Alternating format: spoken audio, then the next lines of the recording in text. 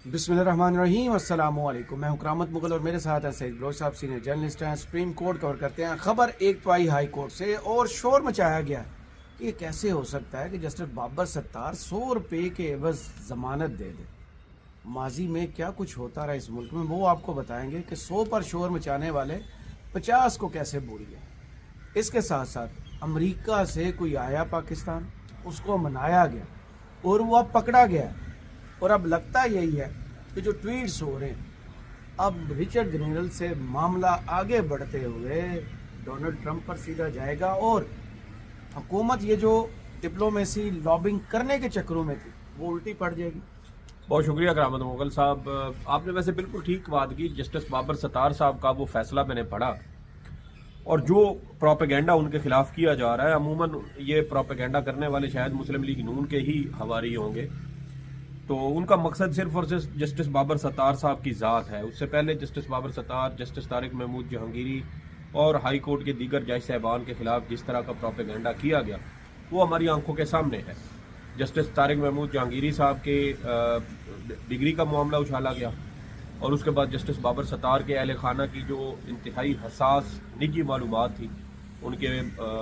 जो पासपोर्ट थे या उनकी दीगर शनाख्ती दस्तावेज़ात थी,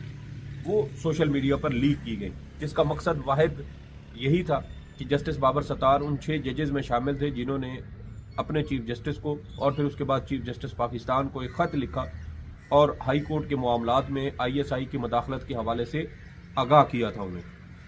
जिस पर सुप्रीम कोर्ट ने तकरीबन अब 8वां महीना शुरू हो चुका है। गालबन मई के महीने में आखिरी बार इस केस की समाअत हुई थी और उसके बाद ताहाल ये केस समाअत के लिए मुकर्रर ही नहीं हुआ और ना ही मौजूदा चीफ जस्टिस इसमें हमें दिलचस्पी लेते नजर आते हैं, क्योंकि मौजूदा चीफ जस्टिस साहब भी अब अपना जो सारा नुक्ता है ना मामला, वो उस एक पॉइंट के ऊपर मरकूज कर चुके हैं कि हम जुडिशल काउंसिल के रूल्स में तरमीम करें, जजेस कोड ऑफ कंडक्ट में तरमीम करें और इस तरह की अगर कोई सूरत हाल पेश आए तो इस वक्त जो तजावीज़ कुछ सामने आई हैं कि मुतलका चीफ जस्टिस को बताया जाएगा और मुतलका चीफ जस्टिस अगर उस सरकारी अफसर जो हसास इदारे का हो, ISI का हो, MI का हो, IB का हो, FIA का हो या किसी भी ऐसे इदारे का हो जो जजेस के मामलात में मदाखलत कर रहा हो, उसके खिलाफ वो कार्रवाई करने का पाबंद होगा। और अगर चीफ जस्टिस ऑफ उस जो रेलिवेंट हाई कोर्ट है अगर वो कार्रवाई नहीं करता तो फिर सुप्रीम जुडिशल काउंसिल उस मुतलका हाई कोर्ट के चीफ जस्टिस के खिलाफ कार्रवाई करेगी। तो ये इस वक्त कुछ सजेशंस हैं जो उस वक्त दी जा रही हैं। तो जस्टिस बाबर सत्तार साहब ने जो फैसला दिया, करामत मुगल साहब, मैंने वो पढ़ा। एक गालबन बैंक के मैनेजर थे, ब्रांच मैनेजर, 3 अरब 20 करोड़ का जी फ्रॉड जी केस। देखिए, फ्रॉड केस नहीं था, उनके ऊपर इल्जाम ये था कि उन्होंने टैक्स चोरी किया है। लेकिन हाई कोर्ट का जो फैसला जस्टिस बाबर सत्तार साहब ने जारी किया, उनके मुताबिक ये मामला जो है या ये इल्जामात ये दुरुस्त मालूम नहीं होते और हाई कोर्ट जो है उस जो लोअर कोर्ट है उसने हकायक का दुरुस्त जायजा नहीं लिया और हकायक का दुरुस्त जायजा लिए बगैर ये जो साहब थे जिनको आज 100 रुपए के इवज उनको जमानत दी गई है, उनके खिलाफ उन्होंने फौजदारी कार्रवाई का आगाज कर दिया। तो उस पर फिर अदालत की जानिब से ये कहा गया कि हाई कोर्ट और सुप्रीम कोर्ट के इस हवाले से फैसले मौजूद हैं और ट्रायल कोर्ट ने बज़ाहिर उन फैसलों की भी खिलाफ वर्जी की है। यहाँ से हमें एक और सेगमेंट ऑफ जुडिशरी जो है ना हमारे सामने आता है और वो है लोअर कोर्ट्स यानी डिस्ट्रिक्ट कोर्ट्स। सबसे ज़्यादा जिस चीज़ में अदलिया के जिन मामलात में इस्लाहात की ज़रूरत है करामत मुगल साहब, वो है हमारी लोअर कोर्ट्स। यहाँ बार काउंसिल और बार एसोसिएशंस के जो लोग होते हैं उनको जज लगा दिया जाता है, इस्टेब्लिशमेंट के जो मोहरे होते हैं उनको जज लगा दिया जाता है और फिर उसका खमियाजा आम पाकिस्तानी अपने मुकदमात के हवाले से वो भुगतता है। अभी इमरान खान के दौर में जो उनके खिलाफ जो ये कार्रवाइयाँ हो रही हैं इंसदाद दहशतगर्दी अदालतों के, ये कौन से जज हैं? ये सारे यही आपके सिविल कोर्ट और जो फौजदारी अदालतें हैं, सेशन कोर्ट्स के जजेस हैं जिनको इंसदाद दहशतगर्दी अदालतों में आगे तैनात किया जाता है। तो ये सारे वो लोग हैं जो आपका निज़ाम इंसाफ की बुनियाद है और हमारी जब बुनियाद ही कमज़ोर होगी तो ऊपर जो इमारत खड़ी है वो कैसे दुरुस्त हो सकती है। सबसे ज़्यादा मुकदमात आपकी लोअर कोर्ट्स में हैं और लोअर कोर्ट्स के ही सबसे ज़्यादा गलत फैसले होते हैं। यार अभी आप देख लें कि एक जज जिसको इतनी भी सेंस नहीं थी कि उसने ये फौजदारी कार्रवाई शुरू करनी है या नहीं करनी, लेकिन इंतकाम का निशाना बनाया, दबाव में फैसला दिया या पैसे लेके किसी भी वजह से उसने फैसला दिया, उसने ये गलत फैसला दिया जिसके खिलाफ हाई कोर्ट में दरखास्त आई اور ہائی کورٹ نے اس چیز کو تسلیم کیا کہ ٹرائل کورٹ نے یہ جو اس کے خلاف کارروائی کرنے کا فیصلہ دیا ہے یہ غلط ہے. تو یہاں سے ثابت ہوتا ہے کہ ہمارا نظام انصاف کس حد تک تباہی کا شکار ہو چکا ہے. ہمیں لوور کورٹس میں بھی ایسے ججز کو لانا پڑے گا جو سپریم کورٹ لیول کے وکلا ہوں, صرف ٹرائل کورٹ یا ہائی کورٹ کے وکیل نہ ہوں. اس طرح کے وکلا کو جب تک آپ ٹرائل کورٹ میں لانے پر رضامند نہیں ہوں گے, ان کو تیار نہیں کریں گے, آپ کا وہ بیسک جو کہتے ہیں نا کہ پنجابی میں جس کو ایرے کہا جاتا ہے نا, وہ بنیاد جو کسی بھی ہاں اس کو نیا کہہ رہے, ڈی پی سی کہہ رہی ہے, جو بھی وہ نام اس کو دیا جاتا ہے, جب تک آپ وہ مضبوط نہیں کریں گے تب تک آپ کا نظام آگے چل نہیں سکتا. اور جسٹس بابر ستار کے خلاف تنقید بلا وجہ فضول, یہ جو 100 روپے کے عوض بھی انہوں نے ضمانت دی ہے, یہ صرف انہوں نے خانہ پوری کی ہے, کیونکہ ضمانت تو دینی تھی نا, مچلکے تو جمع کروانے تھے. اس کا یہ مطلب ہے کہ اس شخص کے ساتھ اس حد تک زیادتی ہو رہی تھی کہ عدالت نے صرف فارمیلٹی کے لیے اس کو کہا ہے کہ آپ 100 روپے کے عوض جو ہے وہ جو 50 ہاں وہ دیکھیں نا. اب حالت یہ ہے کہ لاہور نے بھی تو کیا تھا, یہاں ایک شخص ایسا بھی گزرا, کرامت مغل صاحب, جس کے بارے میں سپریم کورٹ نے پاکستان کی عدالتی تاریخ میں سب سے پہلے انٹرم ریلیف یعنی کہ 8 ہفتے کی عبوری ضمانت دی کہ یہ علاج اپنا کروائے, اور ان 8 ہفتوں میں اس نے علاج نہیں کروایا. 8 ہفتے گزر گئے, کھوسا صاحب کے دور میں 2019 میں یہ ہوا تھا, اور ان کے بعد جب دوبارہ کیس لگا تو کھوسا صاحب نے وہ درخواست جو تھی ضمانت کی وہ خارج کر دی. انہوں نے کہا کہ ہم نے آپ کو 8 ہفتے دیے تھے کہ آپ نواز شریف صاحب کا علاج کروائیں,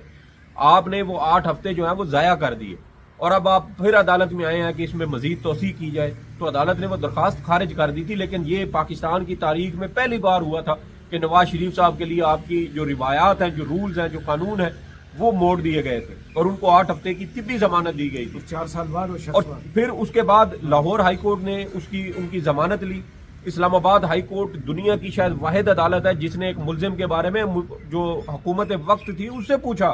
آپ ضمانت دیں. جسٹس اطہر من اللہ صاحب تھے اور غالباً جسٹس میاں گل حسن صاحب تھے. عدالت نے کہا ضمانت دیں کہ نواز شریف کو کچھ نہیں ہوگا. جج صاحب اپنی ضمانت دے دیتے صاحب نے کہا, جی اطہر من اللہ صاحب نے 24 گھنٹے کی ضمانت عمران خان کی حکومت ہے کہ نواز شریف صاحب کو کچھ نہیں ہوگا. یہ دنیا کے واحد جج تھے جن کو شاید اپنے اگلی سانس کا تو پتہ نہیں تھا, لیکن نواز شریف کے لیے حکومت سے ضمانت مانگ رہے تھے کہ ان کو کچھ نہیں ہوگا. آپ اندازہ کریں کہ ان شاہی خاندان کے لیے کیا کھلواڑ کیا گیا ہمارے نظام انصاف کے ذریعے. پھر لاہور ہائی کورٹ نے مریم صفدر روان صاحبہ کے بارے میں نیب کو یہ سخت تنبیہ کی کہ آپ ان کی گرفتاری سے 10 روز پہلے بتائیں گے تاکہ وہ آرام سکون سے درخواست دائر کر کے متعلقہ ہائی کورٹ سے حفاظتی ضمانت جو ہے وہ لے سکیں. پھر آپ دیکھیں کہ 50 روپے کی ضمانت کے عوض, اسٹام کے عوض نواز شریف صاحب کو باہر جانے دیا, اور پھر اس شخص نے باہر جا کر ضمانت کا جو ایک قاعدہ قانون ہوتا ہے اس کی خلاف ورزی کی, اور جس نے اس میں ضمانت دی تھی شہباز شریف کو وزیر اعظم بنا دیا. اس کے خلاف کوئی کارروائی نہیں ہوئی. جس کو ضمانت دی گئی اس کی ضمانت منسوخ نہیں کی گئی. اسلام آباد ہائی کورٹ نے اس کو جو ہے وہ اشتہاری قرار دیا, اس کے گھر کے باہر نوٹس لگوائے, لیکن اس کے باوجود یہ نہیں کہا کہ وارنٹ گرفتاری جاری کرے اور اس شخص کو گرفتار کر کے پاکستان لے کے آئیں. مریم صفدر روان جس کو اپنے بیمار والد کی تیمارداری کے لیے ضمانت ملی تھی, وہ 4 سال پاکستان میں اس کی خلاف ورزی کرتی رہی, اپنی ضمانت کے اصول کی, سیاسی تقریریں کرتی رہی, سیاسی مقاصد کے لیے اس کے جو ہے وہ ریاستی اداروں کو دھمکیاں دیتی رہی. لاہور میں نیب آفس گئی تو پتھر ساتھ لے کے گئی اپنے کارکنوں کے, وہاں جا کر نیب اور پنجاب پولیس کے اوپر پتھراؤ کیا گیا. تو سر یہ وہ ساری سہولیات ہیں جو صرف اس شاہی خاندان کو پاکستان کے اندر میسر رہی ہیں. اور اب اگر جسٹس بابر ستار صاحب نے قانون کے مطابق ایک شخص جس کے خلاف یہ چیز ثابت ہو گئی کہ یہ غلط اس کے ساتھ ہو رہا ہے تو اس کی ضمانت منظور کی, تو اس کے اوپر واویلا کرنے کی میرے خیال میں تو کوئی منطق, کوئی لاجک نہیں بنتی. دوسری جو اہم چیز آپ نے پوائنٹ آؤٹ کی ہے وہ ہے پاک پیک جو Pakistani American political action committee ہے, جو امریکہ میں موجود پاکستانی نژاد شہری ہیں جو پاکستان تحریک انصاف سے جڑے ہوئے ہیں. اور اس وقت آپ کو پتہ ہے کہ اوورسیز پاکستانی ہی عمران خان اور پی ٹی آئی کی سب سے بڑی اور تگڑی آواز ہے, اور جس طریقے سے انہوں نے عمران خان بنیادی حقوق کی خلاف ورزیوں سمیت دیگر معاملات جو پی ٹی آئی سے متعلقہ ہیں اور گزشتہ 32 ماہ سے جن کے حوالے سے خلاف ورزیاں ہو رہی ہیں اس پر جس طریقے سے آواز ان کی جانب سے اٹھائی گئی ہے, میرے خیال میں وہ بہت قابل ستائش ہے. پاکستان کیا بلکہ امریکہ کی تاریخ میں شاید اتنی زبردست قسم کی لابنگ بھارتی جو لابسٹ ہے انہوں نے بھی نہیں کی ہوگی جتنی انہوں نے کی ہے, اور پھر اس کے خاطر خواہ نتائج بھی پی ٹی آئی کو ملے. اور آپ صرف یہ اندازہ لگائیں کرامت مغل صاحب کے فرض کریں کہ پی ٹی آئی کی حکومت آ جاتی ہے، جیسا کہ ایک نہ ایک دن آئے گی، جمہور کی کامیابی ہونی ہے، اور یہ سیاسی جد و جہد ہے، جمہوری جد و جہد ہے، لمبی بھی ہو جاتی ہے لیکن کامیاب ہوں گے۔ پاکستان کی جد و جہد بھی آپ کو پتہ ہے کہ 1906 میں مسلم لیگ بنی تھی اور 1947 میں آ کے آپ کو ملک ملا، 41 سال کی جد و جہد ہے، کوئی معمولی بات نہیں ہوتی۔ تو یہ اور عمران خان صاحب ویسے بھی 26 سال پیچھے لڑتے آئے ہیں اپنی جد و جہد کر کے، تو یہ بڑی سٹرگل ہوتی ہے۔ اور اگر عمران خان صاحب 26 سال جنہوں نے اتنے بچوں پہ امیدیں لگائیں، آج وہ جوان ہو چکے ہیں، تو پھر تو اب تو جب اس نے دیکھ لیا کہ میرے درخت کے اوپر پھل لگ گیا اور میرے نصیب میں ہے اور میں نے کھانا ہے، تو پھر تو مایوسی ویسے ہی زیادہ بڑا گناہ بن جاتی ہے۔ تو اس پولیٹیکل کمیٹی کے اندر اب درار ڈالنے کی جا رہی ہے کوشش۔ درار اس طرح ڈالنے کی کوشش کی جا رہی ہے کہ ایک راؤ کامران نام کے کوئی شخص ہیں جن کو امریکہ سے پاکستان بلوایا گیا، پاک پیک سے جن کو نکال دیا گیا، ان کو نکال دیا گیا تھا، کچھ اندر ان کے معاملات گڑبڑ ہوئے تھے، وہاں سے نکال دیا گیا۔ موجودہ رجیم کو کہیں پتہ چلا یا اس شخص نے اپروچ کیا ہوگا تو اس کو یہاں بلوایا گیا۔ اب اس کو یہاں پر اس کی ٹیوشن ہو رہی ہے، اور اس کی ٹیوشن کے بعد اب اس کو یہ کہا جائے گا کہ اب آپ واپس جائیں اور وہاں جا کر جو پاک پیک کے لوگ ہیں ان میں توڑ پھوڑ کریں، نئی پاک پیک بنا، نئی پاک پیک بنا لیں، جیسے پاک پیک نواز شریف، ہاں پاک پیک نواز شریف بنا لیں، تو وہ وہاں جا کر وہ آپ جائیں اور دوبارہ سے ایکٹیو کریں لوگوں کو اور ان کو پی ٹی آئی کو نقصان پہنچانے کی کوشش کریں۔ تو یہ کرامت مغل صاحب پی ٹی آئی تھی، پی ٹی آئی کے اندر سے آئی پی پی بن گئی، پی ٹی آئی کے اندر سے پی ٹی آئی پارلیمنٹیرین بن گئی، پی ٹی آئی کے اندر سے پی ٹی آئی نظریاتی بن گئی، سب کچھ کر لیا، اور جب یہاں پر کچھ نہیں ہوا تو اب آپ وہاں پر کیا کر سکتے ہیں۔ تو دوسری بات یہ ہے کہ کرامت مغل صاحب جس بندے کی، ویسے بھی وہ سیانے کہتے ہیں کہ جس بندے کی وہ ہونا زمانہ آیا ہوا ہو نا، اور یہ جس پر خدا کی رحمت ہو، اس بندے کے ساتھ ویسے بھی پنگا نہیں لینا چاہیے۔ اور ہم نے تو یہ دیکھا ہے کہ عمران خان صاحب کے اوپر اس وقت اللہ کی رحمت ہے، اور شریف خاندان اس وقت اللہ معاف کرے بڑے بول کسی کو بھی نہیں بولنے چاہیے، صرف اللہ کی ذات کو ججتے ہیں، اور وہ اس وقت پکڑ میں ہے، اور ان کو اس بات کا اندازہ بھی نہیں ہے کہ وہ پکڑ میں، اور ان کے اپنے پارٹی کے لوگ، یار کوئی امیجن نہیں کر سکتا تھا کہ خواجہ سعد رفیق اور جناب آپ کے یہ خرم دستگیر جیسے لوگ، یار شاہد خاقان عباسی جیسے لوگ نواز شریف کو چھوڑ جائیں گے، کیا نام ہے، چودھری نثار علی خان جیسا بندہ چھوڑ جائے گا، یہ محمد زبیر چھوڑ جائے، جو ترجمان تھا ساری جو ان کی سیٹنگ کرواتا رہا، پھر آپ دیکھیں سردار مہتاب عباسی چھوڑ جائے گا جو سابق وزیر اعلیٰ بھی ہے، گورنر کے پی بھی رہا ہے، اور بہت سارے، لاہور سے کیا نام ہے ان کا، نصیر، وہ جو یا صادق سے جن کی لڑائی ہوئی تھی وہ چھوڑ گئے۔ جی وہ تو یہ دیکھیں نا کتنے لوگ ہیں جو نواز شریف کو چھوڑ، اب تو لسٹ بہت لمبی ہے، تو یہ کیوں چھوڑ رہے ہیں؟ یہ وہ چیزیں ہوتی ہیں نا، کہتے ہیں کہ سیانے کہتے ہیں کہ انسان کو جب اس کا کوئی مالی نقصان ہو تو اس کو آنکھیں کھولنے کے لیے وہ اشارہ کافی ہوتا ہے۔ ہو سکتا ہے کہ اس کے کسی غلط کام کی وجہ سے قدرت جو ہے نا پہلے آپ کو چھوٹا جھٹکا دیتی ہے بڑے نقصان سے پہلے، تو یہ آنکھیں کھولنے کے لیے اسی طرح کے اشارے آتے ہیں، سمجھ جائیں تو بہت اچھی بات ہے، نہ سمجھے تو پھر قدرت جب رسی کھینچتی ہے تو پھر انسان کے کڑاکے نکل جاتے ہیں۔ تو یہ کر لے ایک بار ہر بار، آپ نے اس کی پارٹی یہاں پر توڑ پھوڑ کے رکھ دی، لوگوں کو چھڑوا دیا، اس نے کھمبے جیسے جنہوں نے شاید آج تک کبھی زندگی میں کونسلر کا الیکشن نہیں لڑا تھا، اس نے ان کو ایم این اے کی سیٹ پہ کھڑا کیا اور وہ اس میں سے جیت گئے۔ اب بتائیں، اصل سوال یہ اٹھتا ہے کہ یہ پہلے رچرڈ گرینل قابو نہیں آ رہا تھا، حکومت کبھی آگے کبھی پیچھے والا بیانیاں کر رہی تھی، بیان دیا پھر واپس ہو گئے، خاموش ہو گئے، ہڑبڑانا شروع ہو گئے، اب تو سیدھا سادہ لگتا ہے کہ پنگا جا کے ڈونلڈ ٹرمپ سے، بالکل یہی بات ہے۔ اور دیکھیں اس حوالے سے شہباز گل صاحب نے بھی لکھا ہے، اور آپ کو پتا ہے یہ پاک پیک والوں نے تقریباً کوئی $10 ملین کا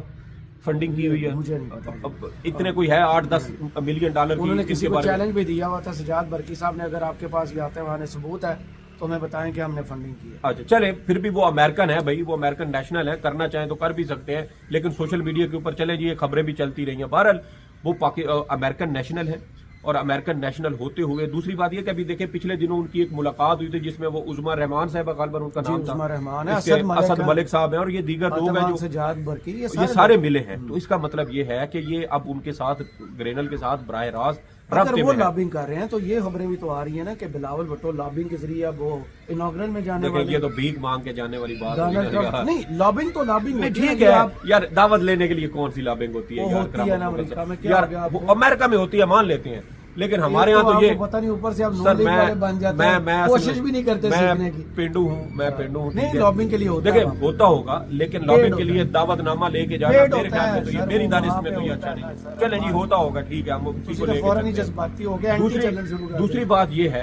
بات یہ ہے کہ رچرڈ گرینل کے ساتھ ان کی ہو چکی ہے براہ راست انٹریکشن، اور اس وقت ان کے ساتھ جو جدوجہد وہ کر رہے ہیں یہاں تھوڑا الٹ کام ہو گیا. اب رچرڈ گرینل ہو گیا وہ پرسنل، اور وہ بھی ڈائریکٹ، بیچ والا معاملہ ہی ختم ہو گیا. یہ بھی آپ کی بات ٹھیک ہے، کیونکہ ہمارے اتنے پنگے لیے کہ وہ بندے ڈائریکٹ ہو گیا ان کے ساتھ. اس کی وجہ یہ ہے کہ ان کو جو پیچھے سے اس نے جوائن بھی کر لی ہوگی. نہیں، وہ جو حقیقی آزادی کا نعرہ لگایا تھا نا، وہاں سے تو مجھے بھی تھوڑا سا شک پڑا، میں گیا کہ یہ ہو گیا. بہرحال دیکھیے، جیسے ان کو سہولت تھی، ان کے پیچھے تھپکی والے تھے جنہوں نے ان کو سائفر دلوائے، سب کچھ کیا، اور اب اگر کچھ ایسے لوگ آ گئے ہیں جو یہ سمجھتے ہیں کہ یار ہمارے ملک کو دوسرے ملکوں میں مداخلت نہیں کرنی چاہیے. آپ تلسی گبرڈ کا وہ انٹرویو سن لیں جو انہوں نے پچھلے دنوں انٹرویو ایک T V channel American T V کو دیا ہے. وہ در حقیقت ٹرمپ کی پالیسی بتا رہی ہیں کہ اب امریکی حکومت دنیا بھر میں رجیم چینج نہیں کروایا کرے گی، نہ کسی ملک کے جو اندرونی سیاست یا ان کی آزادی اور خود مختاری ہے اس کے اندر مداخلت کی جائے گی. تو جہاں یہ ہمیں ایک واضح پتہ چلتا ہے کہ وہ صرف جو انٹرفیئرنس ہے وہ واپس لے لیں گے. نعیمہ خان صاحبہ نے میڈیا سے گفتگو میں بتایا تھا اگر 1 مہینے کے نوٹس پہ ڈونلڈ لو کو عمران خان کی حکومت گرائی جا سکتی ہے تو اب کیا مسئلہ؟ دیکھیں ڈونلڈ ٹرمپ جو ہے، عمران خان نے منع کیا کہ مجھے کسی بھی بیرونی مداخلت کی وجہ سے باہر نہ نکالا. جی تو یہاں پر دیکھیں کہ ڈونلڈ لو کا جو اس کے اشارے پر 1 مہینے میں حکومت گر سکتی ہے، اور اس کی حیثیت کیا تھی؟ اس کی حیثیت تھی تقریباً کوئی 17ویں گریڈ کے سرکاری افسر کے مترادف. یہاں آپ ایک وفاقی وزیر کے برابر ایک شخص ہے، بلکہ 3 ہے، مارکو روبیو بھی ہے، تلسی گبرڈ بھی ہے، ساتھ اب ٹرمپ صاحب خود بھی آ جاتے ہیں، رچرڈ گرینل بھی ہے، اور بھی بہت سارے لوگ ہوں گے جو انفلوئنشل ہوں گے اس حوالے سے. تو جہاں سوال یہ نہیں ہے کہ عمران خان کو وہاں سے ایک خط آئے گا کہ عمران خان کو جیل سے نکال دو اور ادھر سے یہ نکال دیں گے، نہیں. ہونا صرف یہ ہے کہ وہ جو تھپکی پیچھے مل رہی تھی نا ان کو، وہ تھپکی رک جائے گی تو ان کا سانس اکھڑ جائے گا. یہ جو کہتے تھے وینٹیلیٹر ہے، تو وینٹیلیٹر کا تو ابھی ان کو اندازہ ہو جائے گا کہ ان کی وینٹیلیشن ہو کیسے رہی تھی. تو یہ براہ راست آپ نے بالکل ٹھیک کہا کہ اب آپ پنگا لے رہے ہیں، کیونکہ جمہوریت کے حوالے سے، بنیادی حقوق کے حوالے سے تو یہ تو جو بائیڈن انتظامیہ وہ بھی جاتے جاتے چلے نرم سی صحیح، لیکن ایک اعلامیت انہوں نے جاری کیا کہ 26-25 لوگوں کے خلاف جو ملٹری کورٹ نے فیصلے دیے ہیں وہ غلط ہیں، یہ بنیادی حقوق کی خلاف ورزی ہے، فیئر ٹرائل کے جو اصول آئین پاکستان میں لکھے ہوئے یہ اس کی خلاف ورزی ہے. تو جب وہ اس چیز کو اکنالج کر رہے ہیں، تو جب ٹرمپ آئے گا تو وہ اور ان کی کابینہ تو شاید اس کو کئی گنا زیادہ سختی کے ساتھ ان ساری چیزوں کو دیکھے گی. تو اس لیے یہ میرے خیال میں براہ راست، اور میں نے آپ کو یہ بھی کہا تھا کرامت مغل صاحب کہ یہ ہر وہ کام کریں گے جس سے یورپ، برطانیہ اور امریکہ کی ناراضگی ہو، اور یہ ایک طرح سے قرض کا سلسلہ بھی رکوائیں گے. اب دیکھیں نا کہ رچرڈ گرینل صاحب نے کیا ٹویٹ کیا تھا، انہوں نے IMF کو ٹیگ کر دیا، ساتھ انہوں نے فارن آفس کو کیا، امبیسی کو ٹیگ کر دیا، پھر انہوں نے ساتھ FBI کو ٹیگ کر دیا. بھائی وہ تو ہر جگہ پہ اب ہاتھ پیر مار رہے ہیں. تو جب آپ ان کے وزیر کو یہ کوئی الزام لگائیں گے ہے کہ جہاں غلطی کی جائے، غلطی کی تلافی کی جائے یا ریورس گیئر لگایا جائے، یہ وہ کام نہیں کر رہے. تو دیکھتے ہیں کہ آنے والے دنوں میں، آپ تو دیکھیں 1 جنوری ہے، آگے رہ گئے 19 دن بعد کیا ان کے ساتھ ہوتا ہے، یا پھر وہاں سے ریاکشن کس شدید نوعیت کا آتا ہے، وہ تو آنے والا وقت بتائے گا. مجھے اور سعید بلوچ صاحب کو اجازت دیجیے، اپنی دعاؤں میں یاد رکھیے گا، اور کمنٹس باکس میں ضرور بتائیے گا یہ ویڈیو آپ کو کیسی لگی. اللہ حافظ.